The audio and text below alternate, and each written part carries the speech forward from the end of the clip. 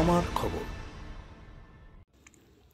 আগে বারবার মিলেছে হুমকি, এবার প্রাণে মেরে ফেলার চেষ্টার অভিযোগ গ্রাম পঞ্চায়েতের এক মহিলা কর্মীকে। থানার দ্বারস্থ আক্রান্ত মহিলা। ঘটনাটি ঘটেছে সিউড়ি থানার নগরী গ্রামে।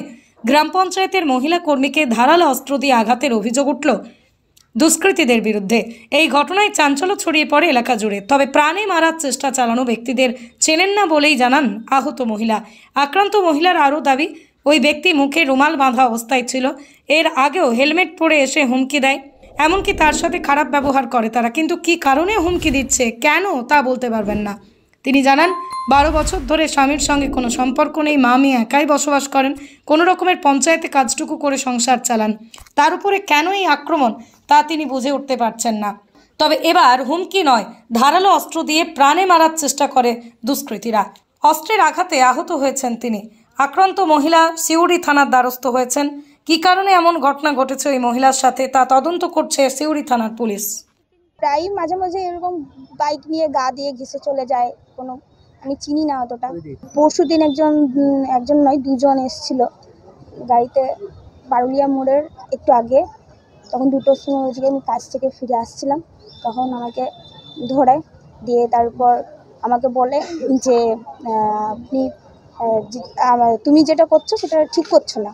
তো পাশের একজন যে লোক ছিল সে বাইকে ছিল, আর একজন যে ছিল সে নেমে আমার এখানে ধরে প্রচণ্ড, মানে খুব খারাপভাবে।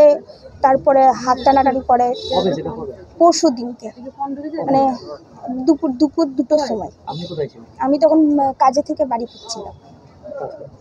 আমি একজন সিএসপি গ্রাম পঞ্চায়েতের কাজ করি।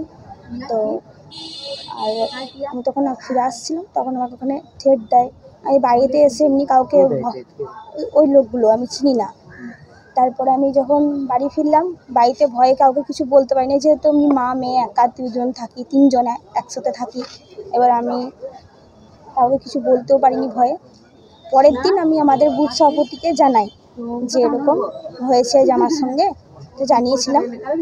তারপর আজকে আমি পুকুরঘাটে আসছিলাম চান করতে, তখন একজন লোক দাঁড়িয়েছিল বলতে আমি যখন যাচ্ছিলাম তখন আমি দাঁড়িয়েছিল, তখন ও পেছন দিক থেকে কিছু যেন একটা বার করে, আমি অস্ত্র ঠিক বলতে পারছি না। তবে ও এসে পরে আমাকে প্রথমে অ্যাটাক করার পরে আমি পেছোতে লাগে, আমার হাতে এখানে লাগে, আর পায়ে, আমি কাপড়টা গুটিয়েছিলাম তো তখন পায়ে এখানটায় লাগে। আমি মারমো ছুটে একদম আমাদের ঘরে পৌঁছায়, ঘরের লোককে জানাই। তারপর আমার থ্রেট করেছিল, বলছে যে তুই যেটা করছিস সেটা ভালো করছিস, তুই যেটা করছিস ভালো করছিস। আমি জানি না সেটা, আমি ওদের কি ক্ষয়ক্ষতি করেছি বা কি করেছি আমি নিজেও জানি না। স্বামী থাকে বোলপুরে, ও ব্যবসা করে। না, আমি স্বামী পরিত্যক্তা, 12 বছর হলো আলাদা আছি। না না না না, স্বামীর সাথে কোনো রকম কিছু নেই, আর ভয় দেখা আগে কখনো মারধর হয়েছে? না, মারধর কিছু হয়নি। কি মনে হচ্ছে, ওর কোনো রাজনৈতিক কারণ? তা আমি বলতে পারছি না। কোনো দলের সঙ্গে কি কোনো বিরোধ? না, দলের সঙ্গে কোনো বিরোধিতা নাই আমার।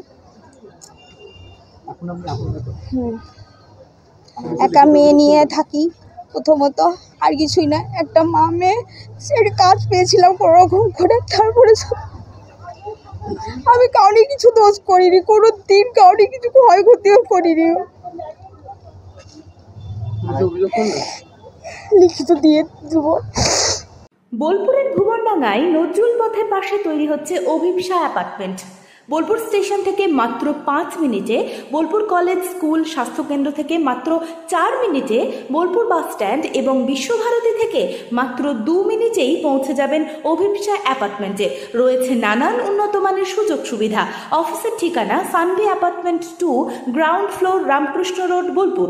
বুকিং করতে সত্বর যোগাযোগ করুন এই নম্বরে। দেখতে চোখ রাখুন আমাদের ফেসবুক ও ইউটিউব চ্যানেলে।